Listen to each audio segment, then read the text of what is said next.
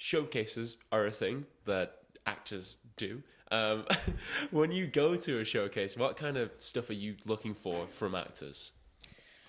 You know, showcases, I've been going to them for a long time and they differ massively. It's that same thing like we mentioned before about something that stands out and giving, you know, it sounds awful to say, but to be totally truthful, graduates, it's hard work. It's an element of my job that takes a lot of time and, you know, development.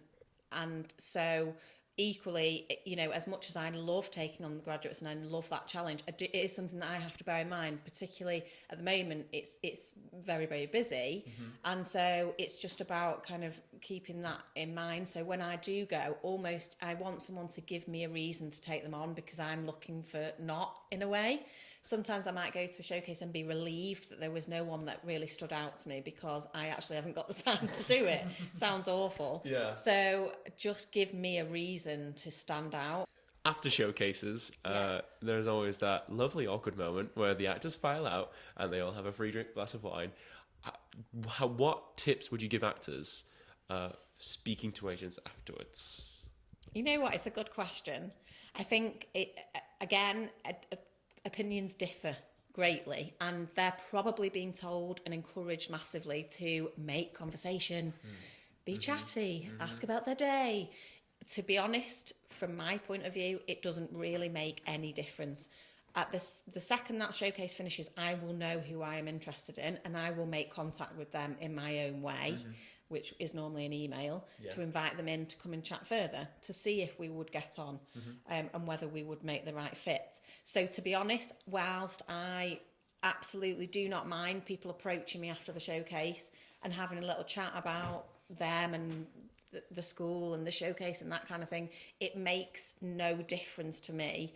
And it wouldn't kind of make, and again, I'm sure other agents might have different opinions on that, but for me, it doesn't matter. It's just a nice chat.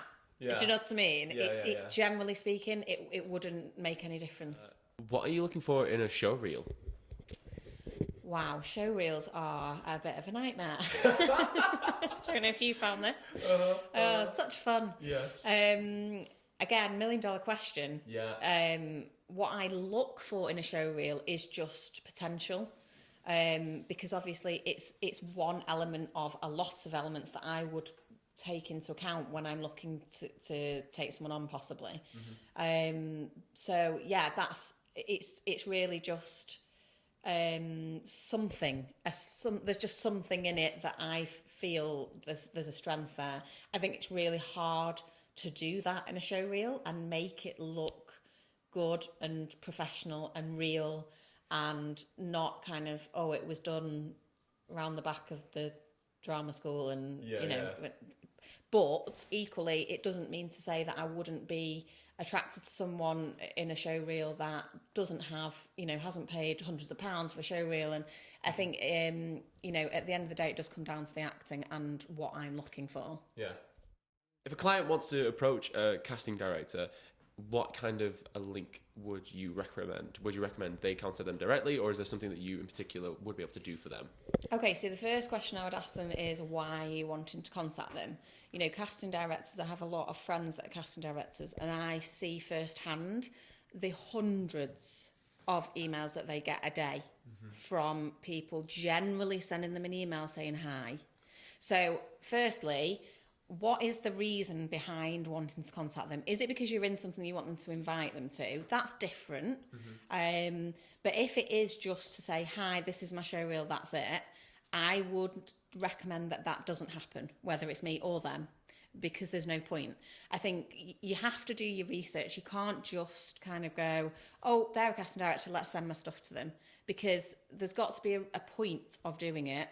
You know, what I would say is, even if you have the best reason in the world for contacting them, it might not make any difference. They might not even read it. Yeah. So you have to think, if they even read it, what is going to make them notice this email and take note of it and maybe even reply and maybe even come and see your show or whatever. But equally, what I would say is, don't overanalyze and kind of try and be really clever with it either. They are just human beings. You don't need to be too clever with it or comedy or try hard, you know what I mean? Yeah.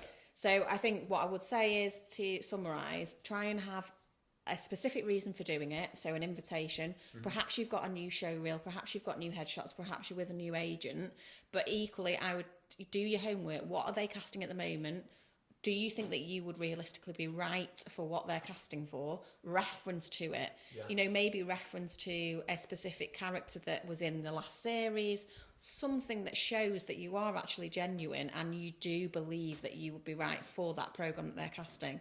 Don't just send a general email, because it will get ignored and there's just no point to that. All you'll do is annoy them and then you'll end up getting blacklisted by them. Nobody wants that. I was going to say, if you had any advice for actors who may be going through a dry patch, or like they've just had a rough month and not got any auditions, what kind of consolation would you offer to an actor in that position? I mean, it happens to everyone. I feel like sometimes you can feel like you're just on your own with that. But again, the more that you see from the other side of it, the more you know most people are going through that. Yeah. Do you know what I mean? Yeah. It's hard because, like I said, I get that these actors are putting all their faith into their agents, and you know, just hoping and praying that things are going to come through. What I would say is not to lose hope. Yeah. And try and be as proactive as you can. And I know that, again, is a bit of a cliche actor term. Be proactive, constantly get yourself out there, but it's true. Yeah. You know, and quite often what I'll find is, as soon as you put your mind into something else, it starts to come in again. Yeah. So whether that's got anything to do with it, probably not, but at least it keeps you going. And I think it's all about momentum. It's not losing that momentum. So even if it is just a local fringe production that you happen to get involved in, that's great, because you never know who's going to go and see that. Yeah. And it's another one for the CV. It's adding experience. You just don't know what comes of it. It's all about networking in the industry, and so much can come of that.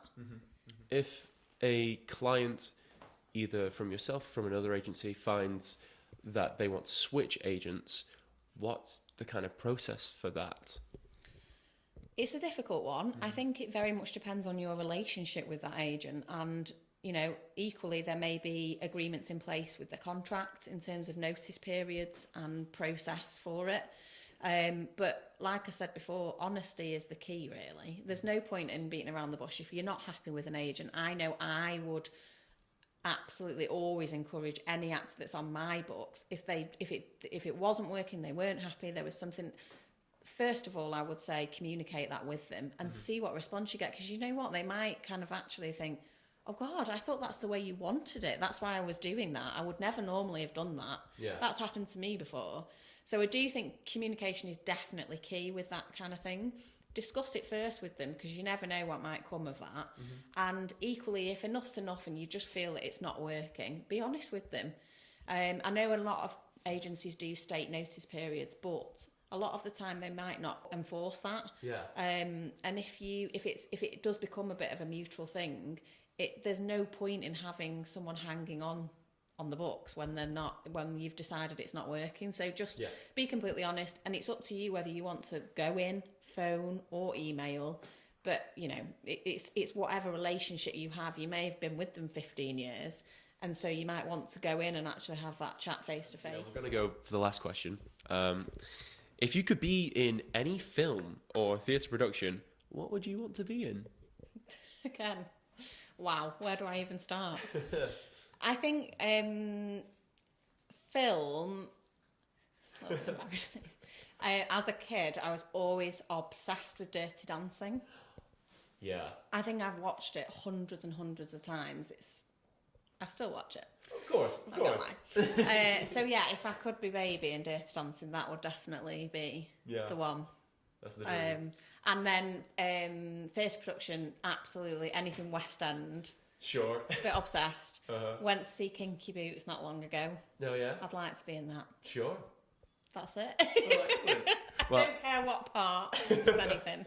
Well, Alex, your boots are in the post. Thank you so yes, much. my That'd be pleasure. amazing. Thank you so much for having us today, and thank you, Alfie, for being here also. He says thanks. Good. I'm Alex Priestley, and you've been watching My Insight.